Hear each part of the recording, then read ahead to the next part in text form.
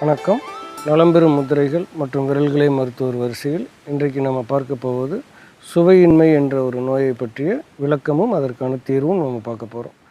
இந்த சுவையின்மை வருவதற்கான காரணங்கள் என்னென்ன அப்படின்றது தெரியறதுக்கு முன்னாடி அந்த மாதிரியான நோய் நமக்கு இருக்குன்றதுக்கு என்ன அறிகுறிகள் அப்படின்னு பார்த்தோம்னா 6 சுவைகள் அப்படின்றது நம்ம கேள்விப்பட்டிருக்கிறோம். அறுசுவை உணவு அப்படின்னு நம்ம அடிக்கடி பயன்படுத்துகிறோம். இந்த அறுசுவைகள் என்னென்னு பார்த்திங்கன்னா இனிப்பு, புளிப்பு, காரம், கசப்பு, உப்பு, துவர்ப்பு என்று சொல்லக்கூடிய இந்த 6 விதமான சுவைகளும் நமக்கு நாக்கில் உணரப்பட வேண்டும். அப்போ தான் நமக்கு நோய்கள் தீர்வதற்கான ஒரு நல்ல வழிமுறை ஏற்படும். ஏன்னா இன்றைக்கு நம்ம இப்போ முத்திரைகளை பயன்படுத்துகிறோம், மருந்து மாத்திரைகளை பயன்படுத்துகிறோம், மூலிகைகளை பயன்படுத்துகிறோம். இது இல்லாமல் சின்ன சின்ன நோய்கள் எல்லாமே சுவைகள் மூலமாகவே நம்ம சரி செய்து கொள்ள முடியும் அப்படின்றது இப்போ நிரூபிச்சிட்ருக்குறாங்க. அந்த வகையில் இந்த 6 சுவைகளும் முக்கியம். அந்த 6 சுவைகளை உணரக்கூடிய நம்மளுடைய தன்மையும் மிக மிக முக்கியம். அதில் இன்றைக்கி நம்ம பயன்படுத்தக்கூடிய பொருட்கள் வேலை சார்ந்த பொருட்கள் மிகவும் வீரியம் சார்ந்ததாக இருக்கிறது.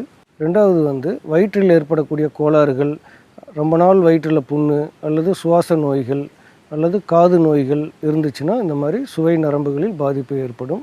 சுவையின்மை நோய்க்கான தீர்வு அப்படின்னு நம்ம வரும்போது விரல்களே மருத்துவர் முத்திரைகளில் என்ன பார்க்குறோன்னா, முதல்ல நம்ம லபதி முத்திரை செய்யணும், இரண்டாவது சமான முத்திரை செய்யணும், மூன்றாவது மான் முத்திரை செய்யணும். இந்த 3 முத்திரைகளையும் ஒன்றன் பின் ஒன்றாக செய்து வர வேண்டும்.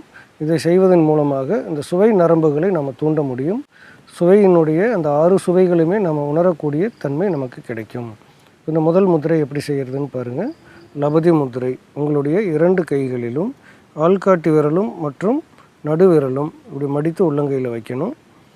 பெருவிரலினுடைய நுனியை கொண்டு சுண்டு விரல் மற்றும் மோதிர விரல் நுனிகளில் இப்படி தொடணும். இந்த மாதிரி செய்வது லபதி முத்திரை. அடுத்ததாக சமான முத்திரை செய்ய வேண்டும். சமான முத்திரை அப்படின்னு பார்த்திங்கன்னா உங்களுடைய 4 விரல்களையும் பெருவிரலோடு அப்படி சேர்த்து குவித்து கொள்ள வேண்டும். இது சமான முத்திரை அப்படின்னு சொல்கிறோம். இந்த சமான முத்திரை 2வதாக செய்ய வேண்டும். 3வதாக நம்ம செய்ய வேண்டியது மான் முத்திரை என்று சொல்லக்கூடிய இந்த நடுவிரலினுடைய 2 ரேகையும், அது நடுவிரல் மற்றும் மோதிர விரலினுடைய ரேகைகளை சமச்சீராக வைத்துக்கொண்டு பெருவிரலினுடைய நுனியால் அப்படி அந்த இடத்துல தொட்டு இப்படி வைக்கணும். இது மான் முத்திரை. இப்படி 3 முத்திரைகளையும் ஒன்றன் பின் ஒன்றாக 20-20 நிமிடம் செய்ய வேண்டும். முதல்ல நம்ம லபதி முத்திரை செய்யணும், அடுத்தது சமான முத்திரை செய்யணும், 3வது இந்த மான் முத்திரை செய்யணும். இப்படி 3 முத்திரைகளையும் நம்ம மாற்றி மாற்றி செய்யும் பொழுது நமக்கு அந்த வர்ம புள்ளிகளில் ஏற்பட்ட பாதிப்பு, அதாவது செவிக்குற்றி கால வர்மம் மற்றும் பிடரிக்கால வர்மத்தில் ஏற்பட்ட அந்த பாதிப்புகள் கொஞ்சம் கொஞ்சமாக சரியாகி உமிழ்நீர் இயல்பாக சுரக்க ஆரம்பிக்கும்.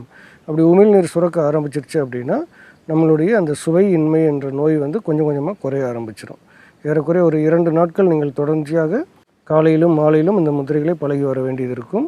4வது நாட்கள் முதல் உங்களுக்கு எளிமையாக அந்த சுவையை அறியக்கூடிய தன்மை வந்துடும்.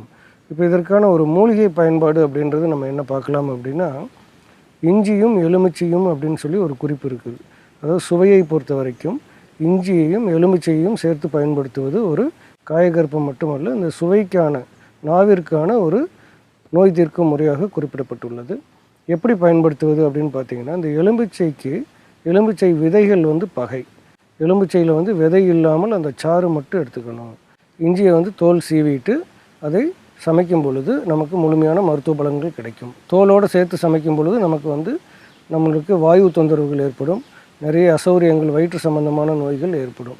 எனவே இஞ்சியை எப்பொழுது சமைத்தாலும் தோலை நீக்கிவிட்டு சமைக்க வேண்டும். மருத்துவ குறிப்புக்காக நம்ம பார்க்கும்போது 1 இன்ச் அளவுள்ள இஞ்சியை தோல் சீவி எடுத்துக்கோங்க. அதை நன்றாக தட்டி சாறு எடுத்துக்கொள்ளுங்கள், அல்லது அந்த இஞ்சியை சிறு சிறு துண்டுகளாக நறுக்கி துருவி கொள்ளுங்கள்.